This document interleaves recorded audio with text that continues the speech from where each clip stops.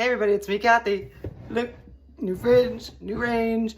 Today, well, it's late in the day, it's Saturday, and I'm gonna make myself a little snack to help me binge. And I'm gonna binge on snacks, I'm gonna binge on TV, and we're gonna make my once famous spinach and artichoke dip. And here we go. Okay, because this is a quickie, I'm taking the easy way out. I got some seeded jalapenos from my garden, and those go in the food processor, along with some scallions. We are going to pulse these.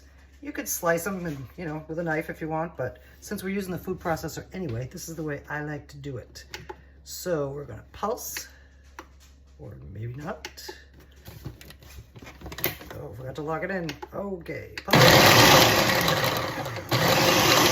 Come on. And once we are finely chopped, in goes some cream cheese. I make a big batch, so 2 8-ounce packets of cream cheese. Next we have about 1/2 cup of sour cream.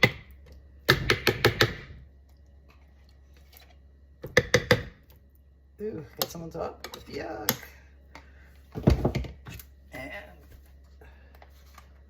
about a third of a cup of mayonnaise. Then about a tablespoon of lemon juice.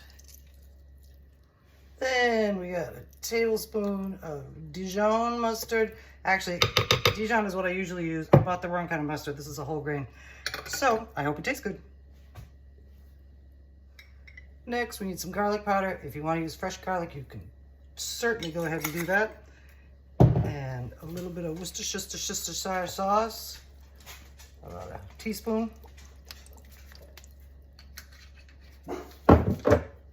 Half a teaspoon of hot pepper sauce. In we go. And I think we're now ready to blend.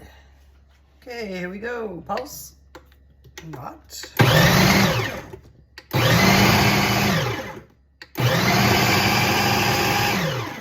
And then we are going to press that thing until this is well blended. Our artichoke spinach dip base is very nicely blended. All the chunks of cream cheese are incorporated with all the rest of the ingredients. And now comes the good stuff. I transfer our mixture to a bowl. And the first thing we're going to put in is a few jars of, these are petite artichoke hearts. They're fabulous. Little tiny, tender. And we're going to chop those up just roughly chopped. And in we go.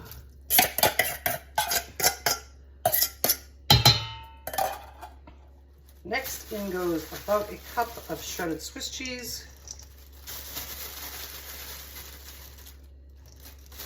I like it cheesy. You know I do. And a cup of shredded Parmesan. And a few good-sized handfuls of Baby Spinach Leaves. These are going to shrink down to nothing. Actually, I have to add the whole thing. And we're going to mix it up. And then we bake it. Here's what our artichoke spinach dip looks like. We're going to transfer it to, if you're entertaining, you transfer it to a good size baking dish. But because this is just for me, I put this into a little individual size baking dish or a ramekin or whatever you want to use. And I keep the dip uncooked until I'm ready to eat it. And it looks like I'm going to be eating this for about a week. It's going to go into 350-degree oven, my new oven, for about 20 minutes. And it's going to be browned and bubbly and delicious when it goes. This is our artichoke spinach dip. If you look real closely, you can see how it's bubbly around on the sides and it's a little browned on top. I put it in another dish in case it overflowed in my new oven, which I'm so happy that it's a self-cleaning oven, but I don't want to have to do that. So I put it on a dish and now we're going to serve it up. When I used to make this for catering, I used to serve it with pita chips that I made by myself out of pita pockets, but they're also good with Stacy's Pita Chips, Stacy's Bagel Chips. I found these cute little light pita crackers, which I find that it's fabulous with. And the spoon is because I like to spoon them onto the crackers while I'm eating them.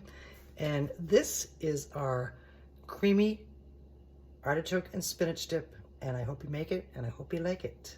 I know I am, and thank you for joining me. Sorry about the finger. Anyway, thanks for joining me, and it is now snack time and TV bingey time. I'm doing the new Game of Thrones series, the House of the Dragon. So a couple episodes in, and that's what I'm gonna watch tonight while I'm eating my pita crackers and having a cocktail. So thanks again for joining me, and we'll see you again soon.